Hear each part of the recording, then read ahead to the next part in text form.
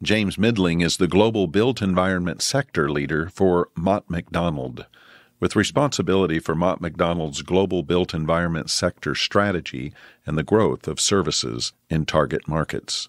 This includes responsibility for global building practices that, when combined, contain over 2,900 professional staff. On this edition of This Is Design Intelligence, he talks about the price paid by the natural environment because of the built environment, the difference between sustainability and regenerative design, and his ideas about how we can continue to enhance society while simultaneously restoring the natural environment. Welcome to this edition of This is Design Intelligence. Conversations with leadership voices in the built environment. James Midling, it is always an honor anytime I get to speak with you and for you to join us here on This is Design Intelligence. Thank you for having me.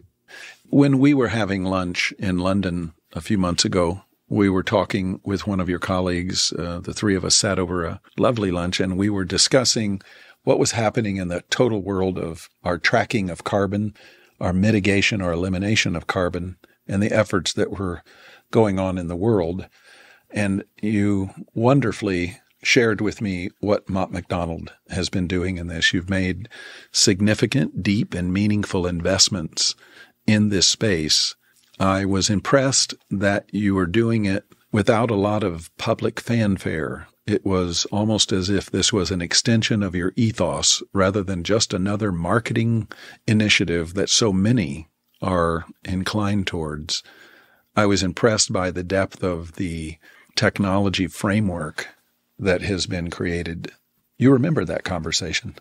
I do. I remember it well. And I suppose that was embryonic to a certain extent, that conversation. It was useful to have your wise counsel, as always, in the journey of sort of discovery that we were on at that point. And I suppose that's evolved a little bit more since then as well. And really has gone through a period of reflection and reflecting on, what am I really proud about when I say and introduce myself as working in the built environment? And what am I proud about of the achievements of our industry over, say, the last 200 years?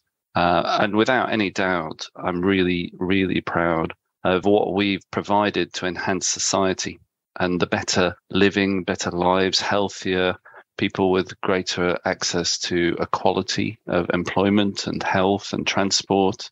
And it's amazing, and it's undeniable that is the built environment, and our industry has played a huge part in driving and enhancing society. But also, I've become acutely aware that that's come at a great price, and that price has been paid by the natural environment, and that over the last few years, the built environment has accelerated past the natural environment in terms of how much we cover of the face of this planet. And we can imagine if we carry on as we are, consuming the natural environment, we'll be successful and we will destroy the natural environment. So the question for me, which was bubbling at the back of my mind but hadn't quite crystallized when we met over that lunch, was really how can we continue to enhance society, but at the same time regenerate the natural environment through the whole life delivery of our projects in the built environment? How can we make a building more like a tree, in terms that a tree is made locally of literally materials at its feet? It can be hundreds of meters high. It's a hugely impressive structure that's solar powered. It takes water from deep in the ground and makes it accessible to others. And this sort of ethos of a tree adds to the natural environment, not takes away, is where we need to progress towards. So it's really how can we lean into the whole life performance of our projects to help to regenerate that natural environment challenge that we have created? And how can we see buildings as a force for the good and not something that's going to slowly strangle the planet? So we have two dynamics. We have existing stock, which to be honest, most of it has been irresponsibly assembled and operated in this kind of overlay on the natural environment. It is more of a consumer rather than a regenerator in the environment. And then, so that's existing stock of buildings and homes and places. And then we have the promise of new. And we know that there is so much more building that will go on in the world. And we have this opportunity to, first of all, pivot into that new territory with this new ethos that you've just been talking about. I love that clear metaphor of the tree. And it is so simple and pure and visualizable. I can see that. I can understand it. And I can see that we could literally create buildings, homes, theaters, museums, whatever genre of building there is, that could play the role of the tree. What do we do about the existing stock that we have? How do we mitigate what's happening on that side before we turn over to talk about the new side? I think that's a fantastic question, and one that I wish I had a fantastic answer for. But all I can really offer is that what we do to the new buildings and create that is not really any different to what we must adapt and change to the existing. And by that, I mean, instead of, at the moment, best practice in our industry focuses on lowest capital cost delivery of buildings that narrowly avoid prosecution under a performance specification. And typically they'll be made out of unconnected lowest cost components that when assembled, possibly for the first time ever that they've been envisaged as a system, we have real challenges commissioning them and getting them up to that theoretical performance specification, our design. But eventually we struggle and manage to do that with the building owners and occupiers. And we create this building, that's best value. And that's the way that we run. And we see that as best practice. The challenge with that is that the buildings move on in time. And Churchill famously had that quote that first we shape our structures, then our structures shape us. And by that, of course, he was referring to the behaviors of people in buildings and the Houses of Parliament and wanting this combative style of government. So a building in the round wouldn't create that as one with two opposing factions. But it's the same with our businesses. Our businesses build a fantastic new building, and it enhances their business and drives efficiency and better outcomes and effectiveness. But slowly their business is fluid and it flows into new directions and it continues its journey, but the building may be static. I went to school in England and the UK in a Victorian-built school. If I got ill, I went to a Victorian-built hospital. So for a couple of 100 years, those structures had stayed static, and that was okay. But now medicine's advanced so quickly, and education, that they're no longer fit for purpose, and they're tired, and they become weights around the neck of those systems to produce those outcomes, whether it's a business or whether it's societal infrastructure. It needs to be adaptable, flexible, and adjustable so that it can keep pace with the rate of change that's required physically of the infrastructure to support those business systems and societal social outcomes that are so fundamentally driven by it. And so if we have existing buildings, then we need to work out how we can make them adaptable and flexible. Otherwise, they're never going to really be fit for purpose for the future. And at the same time, how do we make buildings more like a Tesla car and less like a Ford pickup truck? And by that, I mean, this conversation started in all great places in a bar in New York, and two colleagues, clearly two men, were arguing about who's got the better car. And that's why I said there was clearly be two men. And one was saying he loves his pickup truck, fantastic. And another was saying, well, his Tesla car was far superior in every way. And the conversation went down the lines of, 3 years on of driving those vehicles, what's the performance like? The pickup truck had deteriorated from 22 to 18 miles a gallon, but the Tesla had improved. The Tesla had gone from 300 miles on a full charge on the day it was bought to 360 miles. And we thought, well, why is that? And it's because the Tesla is a big data driven machine, really. It's a system of systems that's able to optimize itself intelligently and adapt to your driving styles, your demands, your needs. But it's also linked back to the Tesla mothership, and it's getting firmware updates and system improvements all the time, continuously. So it's a improving, upgradable system of systems. And whereas obviously the Ford's just a great truck that just deteriorates and wears out, and you arrest that deterioration through regular maintenance and repairs, but eventually it's going to stop working. And we reflected on that the next day and thought, well, this is like buildings. Our buildings are all like the Ford F-150 pickup truck. They all are as good as they're ever going to be on the day they're made, and then they deteriorate, and we try to arrest that deterioration through regular maintenance.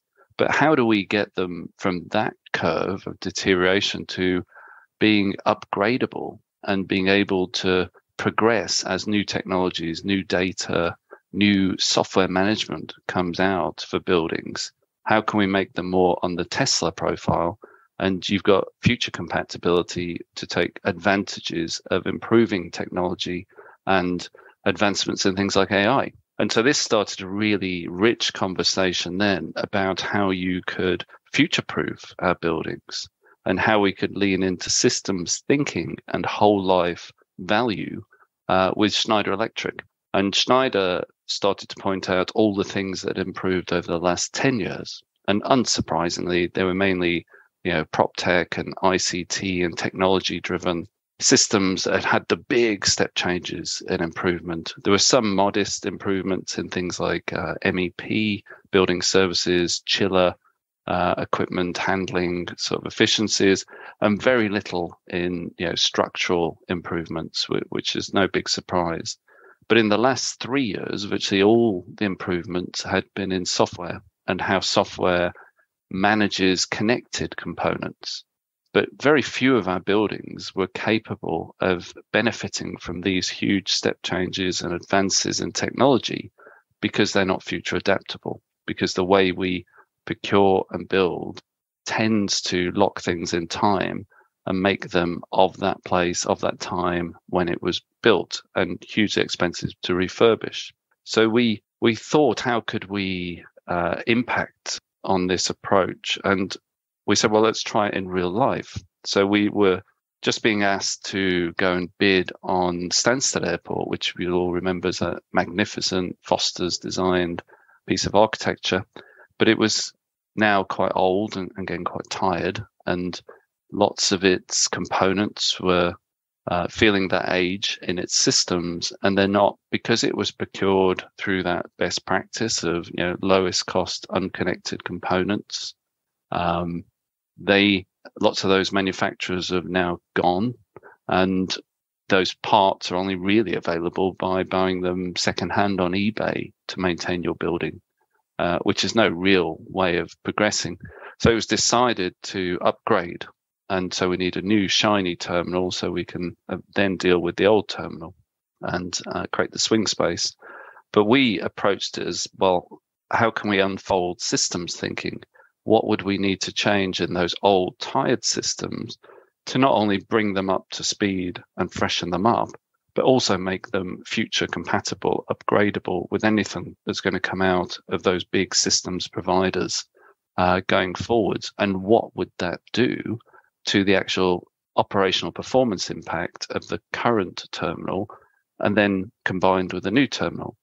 And so we found that the benefits to that airport operator would be somewhere between 20 and 40% in terms of operational improvement and efficiency. And we would only need to upgrade about 30% of the components in those old tied systems to make them brand new and get onto that Tesla curve. So, even existing tired buildings, I think if we lean into systems thinking and whole life value, it's infinitely affordable and it's actually, we can't afford not to make those improvements because the business demands that, and the social outcomes that would deliver as well needs that. So the affordability equation is the value that we deliver, and the value that we deliver from thinking whole life and systems, I think really is the solution of how we crack this problem. This is a wonderful response to a hard question.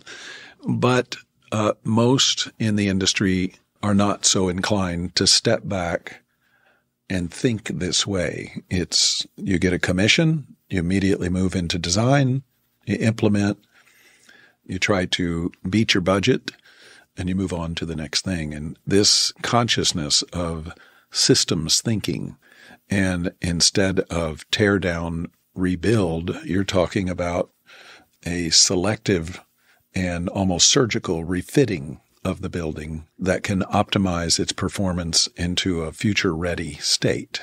And that is, let's just say it, non-typical in our space.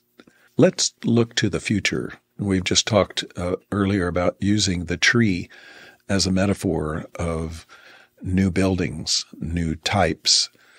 Mott MacDonald works with many different architects around the world. Are there particular firms, you don't need to use their name if you don't want to, but are there particular firms that you're finding that are aligned with the thinking that you've just shared about regenerative, using the tree metaphor, that you see is a hand-in-glove relationship with the ethos that Mott MacDonald is bringing to this? I think there's whole industries, and to be honest, architects are some of the most welcoming and inclusive, groups of professionals around the world when it comes to embracing the genuine passion of sustainability, and they are pushing to reuse and adapt buildings, and they get it.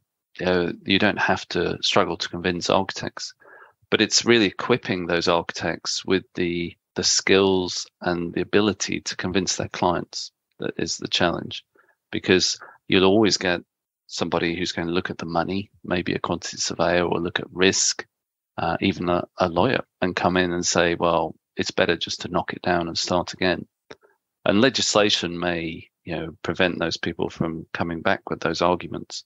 But really, it's about us as a community pulling together and helping each other to have that evidence-based, factual conversation so that everyone comes towards this solution because it's clearly better value. Why wouldn't you? And I think in terms of individual practices, there's so many that are leaning into sustainability. But I suppose if we sort of pause a little bit and sort of reflect then on what sustainability means to me personally, and sort of thought about this at some length, and I've come to the conclusion that sustainability is doing fewer bad things. So we're still going to kill the planet, but I'm going to do it much more slowly. I'm going to use less water and less energy, but I'm going to use more than the planet can afford. And I'm still going to throw things away, but I'll recycle it 5 times on the way. And so it's good, don't get me wrong. Sustainability is an important step on the journey. But trying to find those clients that then will care enough to go beyond sustainability and reach towards regenerative design, I think that's the thought leadership group where things are really going to start to bubble up and spark and change. So when we were in London earlier in the year, we had this wonderful lunch. And one of the conversations that we had over that lunch was about the software and systems that Mott MacDonald has been developing to track carbon, to better understand the carbon footprint within a given context, and to allow that information, that knowledge, maybe that understanding, to inform new constructs in design and operation of a particular facility, a building, a project. Where has that come from, and where has it gone in this ensuing months since you and I were together? And what drove Mott MacDonald to do this in the first place? The approach that we've had around carbon, if you can't measure it, you can't manage it. We all know that. So it was important for us to be able to measure the amount of carbon in our projects. And so we created something called the Carbon Portal. And that, is one of the sort of the world's most advanced sort of databases of carbon, and particularly embodied carbon that sits in our projects. But the challenge with that then is, how do you go from, okay, now I know how much carbon's there, but what do I do about it? This so what question. And how do you then make it affordable to take the right actions, and what are those actions going to impact on all the other things in your business? So we started to look at a package which we called Smart Invest. And so this came out of our Paris office. And the reason we were able to do this first in France was really because it draws upon huge amounts of data from the PPP or P3 sort of project procurement routes, which is very common in France, with lots of state-owned socialist assets. And the advantage of that is that we've got whole life data of not only how these buildings should perform in their sort of 30-year concession period, but then we've been paid to audit that by the banks for the last 20 years. So we've got actual performance data as well. And this goes across hundreds of different asset types, from schools to prisons to whole stadia to banks and other types of buildings. And so we put all of that into a database, and then we created a front end which forecast how your building would degrade over time, down to a room level of data and primary equipment. And it would show then, link that deterioration of your asset to the business outcomes that it sustains. So if it's a bank, it would be banking. If it's a hospital, it'd be patient healthcare. If it's a school, it'd be education of children. And it showed how, through a number of different dimensions, the physical infrastructure related to the business risk. Let's call it the business risk of actually being able to perform those outcomes.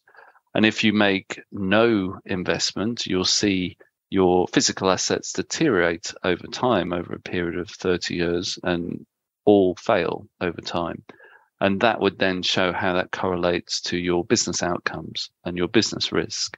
And we also then had scenarios if you did reactive maintenance. So when something broke, you fixed it. What would that do? If you had preventative maintenance instead, what would that do? So this was really optimizing that physical infrastructure to perform to its highest level.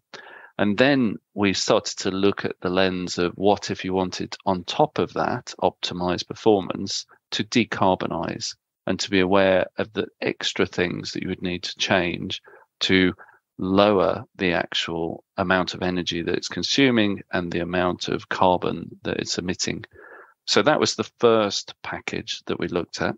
And that has potential to apply to not just new estates, but obviously existing estates. And we applied that to 3 cities in France, looking at over 3,000 buildings across those 3 cities. So huge opportunity to get big data and make it available to make even bigger decisions, but on a single piece of paper. Then that linked into a package which we called Pathways to Net Zero, because you would have then optimized how you're going to run the assets over their life to meet the social and business outcomes that they need to provide as infrastructure. And you've also got a plan of the types of things you should be doing to decarbonize and what that would cost you. And then the Pathways to Net Zero tool is really taking that data and running it through first principles buildings physics models in the cloud. So it's making a unique solution with a far more detailed number of systems choices about the types of decarbonization you could lean into for that specific asset type. And it's about your building of its place. And that uses a big data, cloud-based database approach as well. So we're finding that's able to do that same service with about only a third of the effort that we were traditionally doing using manual methods. So what we're trying to do there is help the clients make better decisions through whole life digital insights of their whole estate. Doesn't matter how many buildings it is, it could be one building or thousands of buildings, and how they interact to deliver those social or business outcomes that they've got, and what the risk is that they're making by making any changes, and then they can make better decisions around retaining existing buildings, refurbishing them, upgrading them, and also decarbonizing them. So that's really how that's progressed since we met. It's just a fantastic leap forward and so pragmatic. It's one of the things that I love about Mott MacDonald. It takes all of its work and it makes it pragmatic. It makes it applicable. You operate in a theoretical space that is always translated down to pragmatics in the built environment. And this is exemplary. It truly is. I'm sure there's so much more that we could spend time talking about, but this has just been an extraordinary time to reconnect and talk about these very meaningful topics. And I'm hoping that we'll do it again. Thanks for joining me. Brilliant. Yeah, thank you for having me. Really enjoyed the conversation. Thank you for joining us for this edition of This is Design Intelligence. The producer is Laura Spells. The sound engineer is Jared Knable. This has been a DI Media Group production.